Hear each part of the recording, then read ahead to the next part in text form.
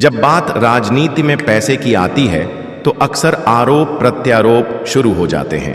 कौन कितना चंदा लेता है, किस पार्टी को कितनी फंडिंग मिलती है, ये सब हमेशा चर्चा में रहता है।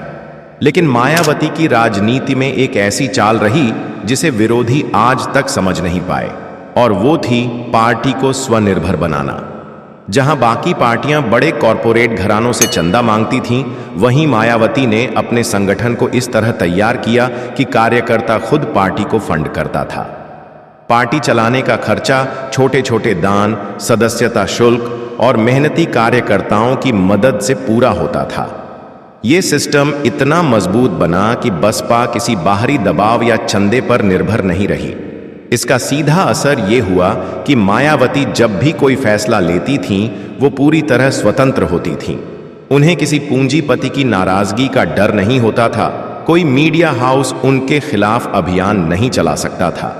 यही वो कारण था जिसकी वजह से विरोधी बार बार हैरान होते थे कि ये पार्टी बिना बड़ी रैलियों, बिना बड़े प्रचार के भी मैदान में मजबूती से खड़ी कैसे रहती है। अब बात आती है उस सबसे विवादित लेकिन सबसे प्रभावशाली चाल की, मूर्ति और स्मारक राजनीति। जब मायावती ने लखनऊ और नोएडा में भीमराव अंबेडकर, कांशीराम और खुद की मूर्तियां लगवानी शुरू की तो विपक्ष ने जोरदार हमला बोला। मीडिया ने भी सवाल खड़े किए, क्या ये जनता के पैसे की बर्बादी नहीं है? लेकिन असल में विरोधी उस मनोवैज्ञानिक असर को नहीं समझ पाए जो इन स्मारकों से समाज पर पड़ा। मायावती जानती थीं कि दलित समाज ने सदियों तक अपने नायकों को केवल किताबों में देखा है। समाज में उनके लिए कोई स्मारक नहीं था, कोई आदर नहीं था। उन्होंने ये स्मारक बनवाकर एक पूरे वर्ग को यह महसूस कराया कि उनका इतिहास है, उनकी पहचान है। और सबसे बड़ी बात, अब वो इतिहास सड़क के किनारे बना दिख रहा है, सिर्फ पन्नों में नहीं। विरोधी जहां इसे बेवजह की बर्बादी बताते रहे, वहीं दलित समाज ने इसे गौरव की प्राप्ति माना। मायावती ने मूर्तियों के जरिए एक मानसिक क्रांति छेड़ी। उन्होंने ये यकीन दिलाया कि हमारी पहचान सिर्फ जाति से नहीं, हमारी विरासत से भी है। यही मायावती की वो चाल थी जिसने आने वाली पीढ़ियों के लिए एक स्थायी असर छोड़ा। और ये कोई एक दिन में बनाई गई योजना नहीं थी। इसके पीछे सालों की सोच, संघर्ष और रणनीति थी। उन्होंने मूर्तियों को सिर्फ पत्थर नहीं, प्रतीक बनाया। प्रतीक उस आंदोलन का जिसे उन्होंने चुपचाप लेकिन गहराई से खड़ा किया। इसी के साथ एक और चाल जो आज भी विरोधी नहीं समझ पाए, मायावती की चुप्पी की राजनीति। जब दूसरे नेता हर प्रेस कॉन्फ्रेंस में चीखते थे, ट्वीट करते थे, बयान देते थे, मायावती महीने 2 महीने तक पूरी तरह से चुप रहती थीं। कोई बयान नहीं, कोई प्रतिक्रिया नहीं। विरोधी सोचते, क्या वो रिटायर हो गईं? क्या बसपा खत्म हो रही है? लेकिन फिर अचानक एक बयान, एक प्रेस कॉन्फ्रेंस और पूरी राजनीतिक दिशा ही बदल जाती।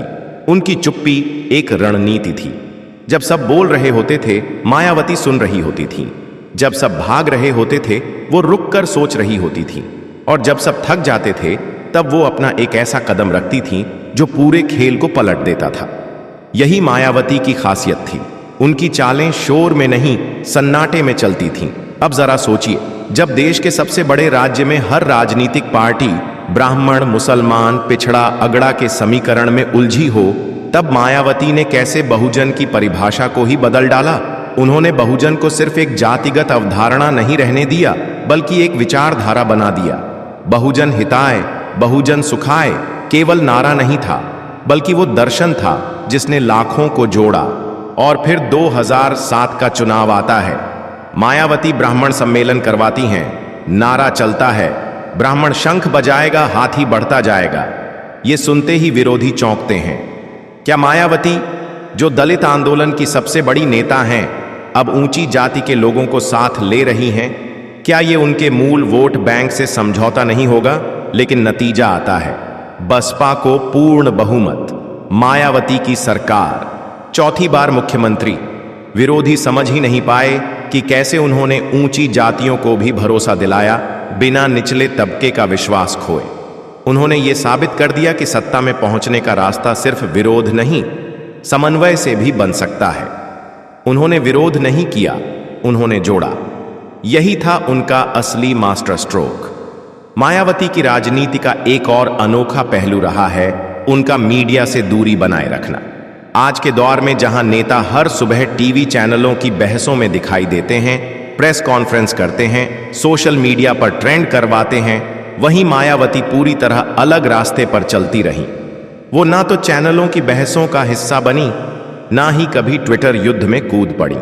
विरोधी और पत्रकार सोचते रहे कि वो क्या सोच रही हैं, अगला कदम क्या होगा, लेकिन मायावती की तरफ से कोई सीधा इशारा नहीं आता। मायावती को अच्छी तरह समझ था कि मीडिया एक पल में किसी को हीरो और अगले ही पल विलेन बना सकता है।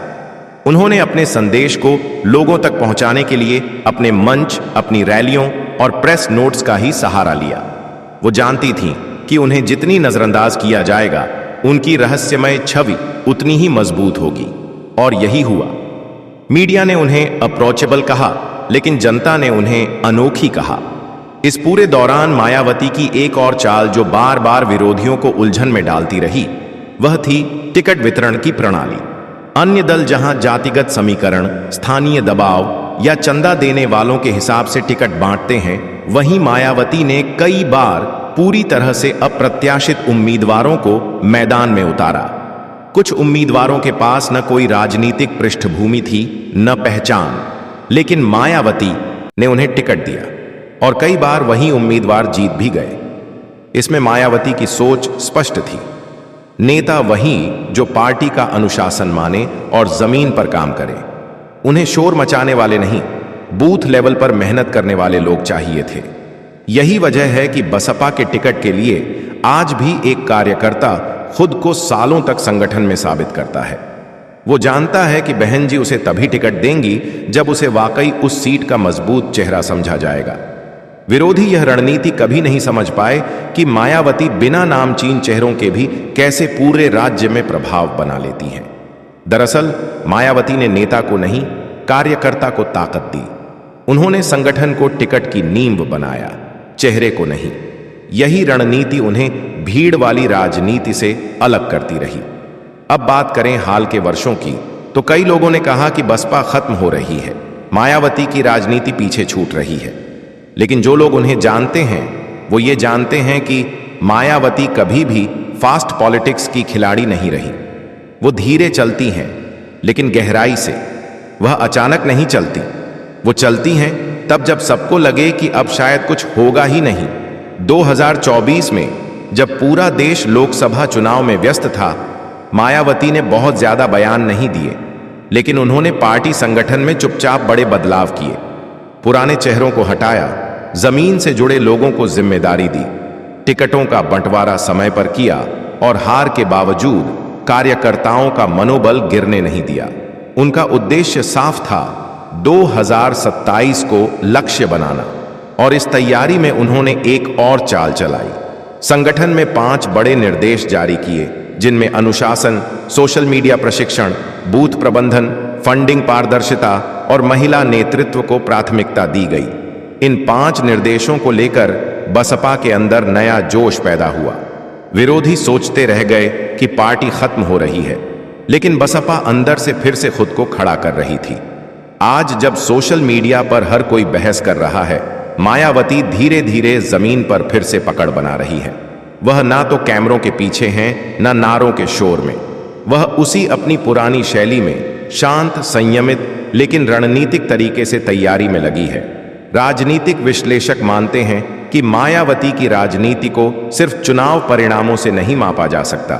उनकी रणनीतियां चुनावी हार जीत से ऊपर होती हैं। वो एक लंबी लड़ाई की खिलाड़ी है, और यही वजह है कि विरोधी उन्हें चुनावी गणित से बाहर मानने की भूल करते हैं और फिर एक दिन चौंकते हैं जब हाथी चुपचाप चलकर सामने आ खड़ा होता है। उनकी चालों में ना कोई जल्दबाजी होती है, ना कोई शोर। वो चलती हैं, लेकिन तब जब बाकी थक चुके होते हैं, और यही वजह है कि उनकी हर चाल आज भी विरोधियों को उलझा देती है। जब राजनीति में किसी नेता को बार बार खत्म मान लिया जाए और वह हर बार एक नई रणनीति के साथ वापस लौटे, तो समझ लीजिए कि वो नेता सिर्फ चुनाव लड़ने वाला नहीं, बल्कि रणनीति की प्रयोगशाला है। मायावती को लेकर भी सालों से यही भ्रम बना रहा। कभी कहा गया कि वो अब बीते समय की बात हैं, कभी कहा गया कि बसपा खत्म हो गई है, लेकिन हर बार मायावती ने इस भ्रम को चुपचाप तोड़ा। 2024 में जब उनके प्रदर्शन पर कई सवाल खड़े हुए, विरोधियों ने ट्वीट करके यह तक कह दिया कि अब बसपा का नाम मिटने वाला है। लेकिन मायावती ने ना जवाब दिया, ना बहस में उतरी। वो सीधे पहुंची संगठन के भीतर। उन्होंने राज्यों में बैठकर समीक्षा की, पुराने नेताओं की रिपोर्ट ली और जहां जरूरत थी वहां साहसिक फैसले लिए। किसी को पद से हटाया, किसी को जिला प्रभारी बना दिया, किसी को संगठन छोड़ने की छूट दे दी। मायावती ने साबित किया कि वो भावनाओं में बहकर नहीं, आंकड़ों और परफॉर्मेंस से फैसले लेती हैं। उन्हें अब ये बात बहुत अच्छे से समझ आ गई है कि अगर 2027 में उन्हें दोबारा राजनीति की ऊंचाई तक पहुंचना है तो उन्हें पुराने ढर्रे से बाहर निकलना होगा। और यही है उनकी अगली चाल, दलित युवाओं को नए तरीके से जोड़ने की रणनीति। मायावती ने पहले भी कहा था कि सिर्फ नारों से बदलाव नहीं आता, जरूरत है युवाओं को नेतृत्व में शामिल करने की। अब पार्टी में 30 साल से कम उम्र के युवाओं को सक्रिय भूमिका दी जा रही है। उन्हें सोशल मीडिया की जिम्मेदारी दी गई है, बूथ स्तर पर उन्हें डिजिटल ट्रेनिंग दी जा रही है। बसपा अब युवाओं को केवल पोस्टर चिपकाने वाला कार्यकर्ता नहीं बना रही, बल्कि डिजिटल योद्धा बना रही है। उन्हें सिखाया जा रहा है कि कैसे फेक न्यूज से लड़ना है, कैसे अपना मैसेज जमीनी स्तर से लेकर ऑनलाइन तक पहुंचाना है। मायावती ने यह भी महसूस किया कि आज की राजनीति में छवि निर्माण एक बड़ी भूमिका निभाता है। अब सिर्फ एक मजबूत भाषण या भावुक अपील से बात नहीं बनेगी। इसलिए अब बसपा की media team, graphics designer YouTube, Instagram और फेसबुक पर हर रोज सक्रिय रहती है। इसका पूरा श्रेय मायावती की नई रणनीति को जाता है, जिसके तहत उन्होंने यह तय किया है कि पार्टी डिजिटल मोर्चे पर भी खुद को इतना मजबूत बनाए कि विरोधी उसे नजरअंदाज ना कर सके। मायावती का अगला मास्टर प्लान भी धीरे धीरे सामने आने लगा है। उन्होंने 2024 के बाद जो पार्टी की समीक्षा की, उसमें यह साफ हो गया कि कार्यकर्ता के साथ संवाद अब पहले जैसा नहीं रहा। इसलिए अब पार्टी में साप्ताहिक संवाद व्यवस्था शुरू की गई है, जहां हर जिले के कार्यकर्ताओं से सीधे संवाद होगा। इसमें वीडियो कॉल, ऑडियो मीटिंग और जमीनी रिपोर्टिंग शामिल है। कार्यकर्ताओं को लगे कि पार्टी उनके साथ है तो वो 2 गुना ताकत से काम करते हैं। यह मायावती अच्छी तरह जानती है। उनकी सबसे दिलचस्प चाल अब बन रही है संघर्ष और संवाद की द्विसंवत्सरी नीति। मतलब 2 साल पूरी ताकत से संगठन को संघर्ष मोड में रखा जाएगा और 2 साल संवाद, मतदाता जुड़ाव और चुनाव तैयारी पर केंद्रित होंगे। यह नीति पहले किसी भी पार्टी ने इतनी योजनाबद्ध ढंग से लागू नहीं की। 2025 से 2026 तक संगठन और जमीनी नेटवर्क को पूरी तरह पुनर्गठित किया जाएगा और फिर 2026 के अंत से लेकर 2027 की शुरुआत तक पूरे उत्तर प्रदेश में जनसंवाद यात्रा चलाई जाएगी। इसमें हर जिले में 1 महीने तक प्रचार, प्रशिक्षण और सम्मेलन होंगे। इसे हाथी यात्रा नाम दिया गया है और ये सब बिना हो हल्ला के, बिना बड़े बयानों के, बिल्कुल मायावती की शैली में हो रहा है। विरोधी अभी भी इस भ्रम में हैं कि बसपा गायब है, लेकिन सच ये है कि हाथी की चाल धीमी सही पर सबसे दूरगामी है। अब चर्चा है एक ऐसी गुप्त रणनीति की जो शायद मायावती की राजनीति की 7वीं और सबसे चौंकाने वाली चाल बन सकती है, राजनीतिक उत्तराधिकारी की खोज। हाँ, ये सच है कि मायावती ने आज तक किसी को उत्तराधिकारी घोषित नहीं किया, लेकिन अब वो समय आ चुका है जब वो पार्टी में किसी एक चेहरे को आगे लाने की कोशिश कर रही है। कई वरिष्ठ नेता इस पर चर्चा कर चुके हैं कि मायावती अब एक टीम तैयार कर रही है, जिसमें हर जोन का एक चेहरा होगा जो पार्टी की जिम्मेदारी संभालेगा। लेकिन अभी ये सिर्फ तैयारी के स्तर पर है। मायावती जानती हैं कि जल्दबाजी उनके पूरे बनाए सिस्टम को नुकसान पहुंचा सकती है, इसलिए वो इसे बहुत सोच समझकर कर रही हैं। वो अपने उत्तराधिकारी को नेतृत्व देना चाहती हैं, लेकिन अपनी निगरानी में, ताकि जनता का भरोसा बना रहे और कार्यकर्ताओं को नेतृत्व से जुड़ाव महसूस हो। इन सारी रणनीतियों के पीछे जो बात सबसे महत्वपूर्ण है वो यह कि मायावती ने आज भी अपने विरोधियों को भ्रम में रखा है। वो क्या सोच रही हैं, क्या योजना बना रही हैं, ये कोई नहीं जानता। जो बातें बाहर आती हैं वो सिर्फ परछाई हैं असली प्लान की। जब राजनीति में कोई नेता वर्षों तक सत्ता में ना रहते हुए भी चर्चा में बना रहता है तो समझिए कि उसने सिर्फ कुर्सी नहीं, सोच पर राज किया है। मायावती की राजनीति भी कुछ ऐसी ही है। वो सत्ता में रहें या ना रहें, विरोधी हमेशा उनकी चुप्पी से डरे रहते हैं। और इस डर का कारण है उनकी 7वीं और सबसे रहस्यमयी चाल, जो अब धीरे धीरे 2027 की तैयारी में खुल रही है। 2027 उत्तर प्रदेश विधानसभा चुनाव अब दूर नहीं है। सियासी बिसात बिछने लगी है। तमाम पार्टियां रणनीति बना रही हैं। कोई जातीय समीकरण बुन रहा है, कोई सामाजिक गठबंधन तलाश रहा है। लेकिन मायावती की ओर से ना कोई शोर है, ना कोई हंगामा, सिर्फ एक ठंडी शांति जिसमें बहुत कुछ पक रहा है। अब सवाल उठता है, क्या है मायावती की 7वीं चाल? इसका जवाब एक शब्द में है, मास बेस्ड रिजर्व लीडरशिप। मायावती अब दलित समाज में से ही नए ऐसे नेताओं को आगे ला रही हैं जिनके पास ना केवल जमीनी पकड़ है बल्कि जनता से सीधा संवाद भी है। यह वो चेहरे हैं जो टीवी पर कम दिखते हैं लेकिन गांव-गांव में पहचाने जाते हैं। मायावती इन्हें प्रशिक्षित कर रही हैं, इनसे रिपोर्ट ले रही हैं और जब वक्त आएगा इन्हें ही अपनी राजनीति का अगला चेहरा बनाने वाली है। लेकिन चाल यहीं खत्म नहीं होती। मायावती की रणनीति में एक नया और अहम तत्व शामिल हो चुका है, अखंड मौन के पीछे चल रही गठबंधन वार्ता। पिछले कुछ महीनों से खबरें अंदर खाने हैं कि बसपा कई छोटे दलों से चुपचाप संवाद कर रही है। मायावती अब बड़े गठबंधन की बजाय साइलेंट माइक्रो अलायंस पर काम कर रही हैं, जहां हर जिले में ऐसे नेताओं से संपर्क किया जा रहा है जो अपने समुदाय या क्षेत्र में मजबूत पकड़ रखते हैं। उन्हें टिकट नहीं बल्कि समूह प्रभाव के तहत जोड़ने का प्रयास हो रहा है। यह गठबंधन चुनाव पूर्व नहीं बल्कि चुनाव के समय की रणनीति होगी। विरोधी जब पोस्टर छपवा रहे होंगे, मायावती के लोग वोटर को उसकी भाषा, जाति और मनोदशा के हिसाब से संपर्क करेंगे और यह सब बिना शोर के होगा। यही मायावती की असली ताकत है, अनदेखा हमला। अब आते हैं संगठन की सबसे गुप्त चाल पर। मायावती 2025 से 2026 के बीच डिजिटल बसपा नामक एक प्रोजेक्ट पर भी काम करवा रही हैं। इसका उद्देश्य है हर बूथ पर डिजिटल प्रशिक्षित वॉलंटियर्स का नेटवर्क खड़ा करना, जो सिर्फ सोशल मीडिया में नहीं बल्कि जमीनी स्तर पर मतदाता डेटा, माइक्रो टारगेटिंग और चुनाव प्रबंधन कर सके।